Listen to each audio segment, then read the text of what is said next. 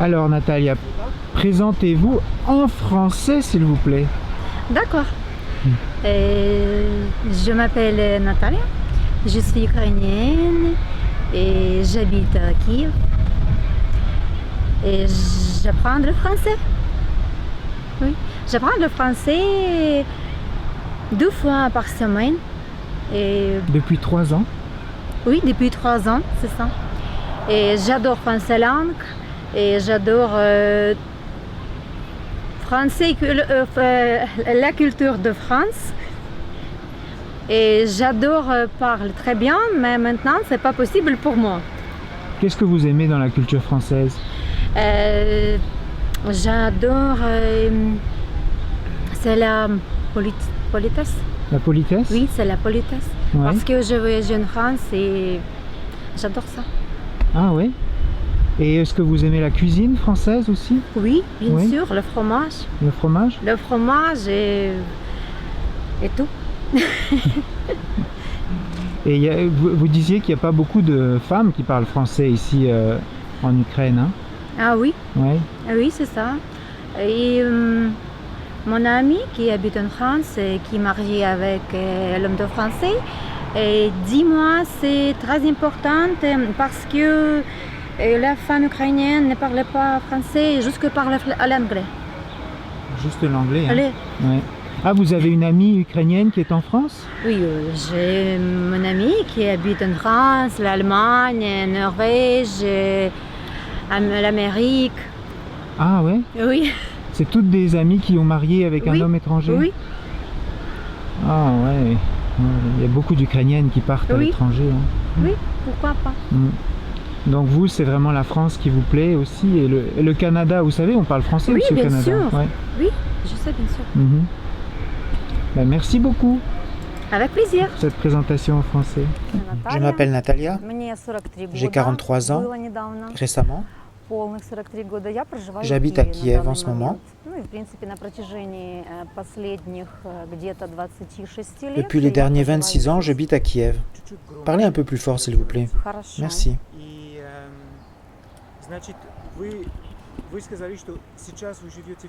Vous dites que vous viviez à Kiev en ce moment, ça veut dire qu'avant vous viviez ailleurs? Mes parents habitent à Priorkav-Milinske. C'est dans l'oblast de Kiev. Ce n'est pas la ville de Khmelnytsky. Non, c'est à 80 km de Kiev. C'est là que je suis né, que j'ai grandi, que j'ai fini l'école. Et ensuite, je suis venu à Kiev pour travailler et étudier. Quelle est votre profession? Je suis dans le recrutement. Je recrute du personnel de maison, les gens qui travaillent dans les maisons, les gouvernantes, les cuisiniers, les gnagnas, les jardiniers, les sécurités. Donc ça veut dire que vous arrivez à détecter les personnalités des gens? Oui, un petit peu certainement. Vous savez si c'est une personne sérieuse ou pas.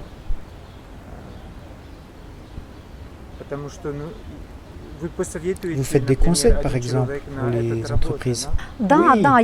Oui, je regarde sur les gens. Au départ, je communique avec le client et ensuite avec les candidats. Et je cherche qui leur correspond le mieux. Il y a différentes commandes.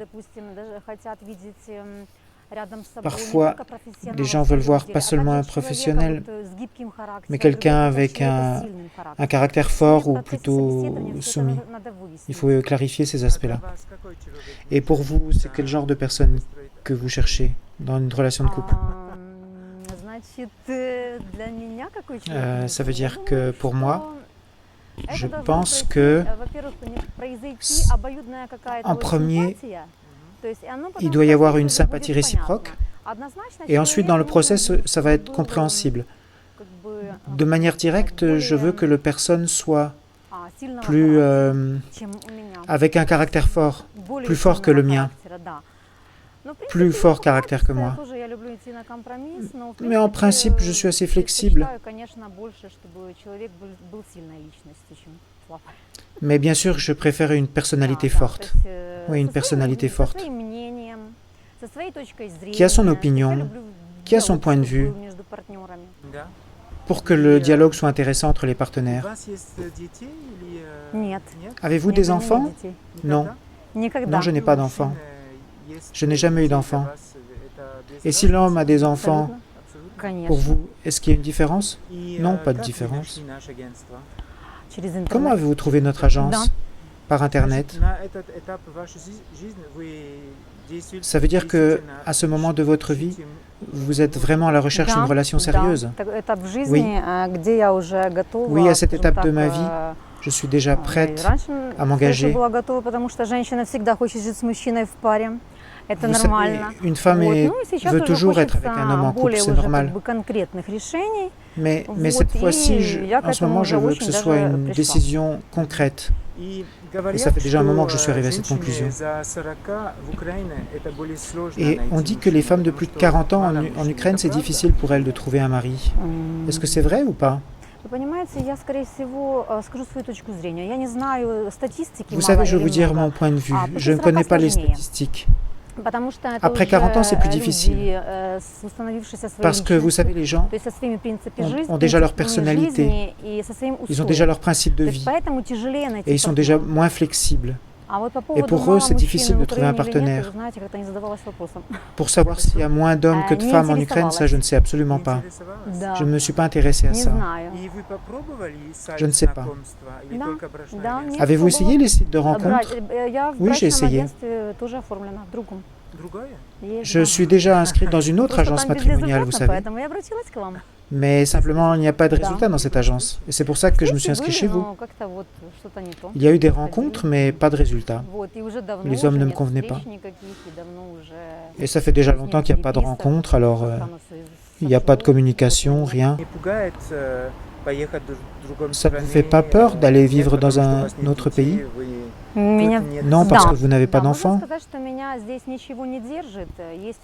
Oui, on peut dire qu'il n'y a rien qui me retient ici, à part mes parents. Mes parents ont leur famille, leurs propres problèmes et leur vie. Mais moi aussi, j'aimerais avoir ma propre vie et mes problèmes, ma famille. Et puis en plus, vous savez, maintenant avec la technologie, avec Skype, on peut communiquer facilement. Je ne vois pas de problème pour la communication. Et les hommes pensent que les femmes slaves s'occupent mieux de leur mari que les femmes féministes. Qu'est-ce que vous en pensez? Je peux parler de moi, mais pas de toutes les femmes en général. Bien sûr que je veux m'occuper de mon mari. Je suis prête. Il faut avoir des discussions. Il faut s'occuper l'un de l'autre. C'est normal, bien sûr. Parce que chaque homme va trouver ça agréable si une femme s'occupe de lui. Mais c'est la même chose pour l'homme, il doit s'occuper aussi de la femme. Oui, ça marche dans les deux côtés. Oui. Но если все устроить правильно и будет уважение взаимопонимания, ну тогда и будет очень хороший результат. Réciproque, alors il y aura de très bons résultats. J'espère. Ну, мы это посмотрим, увидим. Это жизнь, никто не знает, что будет завтра, через год. On verra bien, c'est la vie. On ne peut pas savoir ce qui va se passer demain. Je vous souhaite le meilleur résultat possible dans notre agence. Vous parlez français? Oui, je peux parler français un petit peu. Ah, mais ça, il fallait me le dire. C'est important. Ah oui, c'est important pour famille. Et pourquoi vous avez appris le français? Parce que j'aime français langue et j'adore apprendre le français. J'apprends le français dans l'institut et dans la maison. Dans la maison? Oui. Ah oui? Oui, seul. Depuis combien de temps? Combien de temps? Je pense 3 ans. 3 ans? 3 ans. Oui, vous parlez bien français. Ah, merci. C'est gentil, merci, merci. Mais je ne sais pas beaucoup de paroles. Ah bah oui, vous parlez un peu. Ah oui, merci. Parce que nos clients sont tous francophones.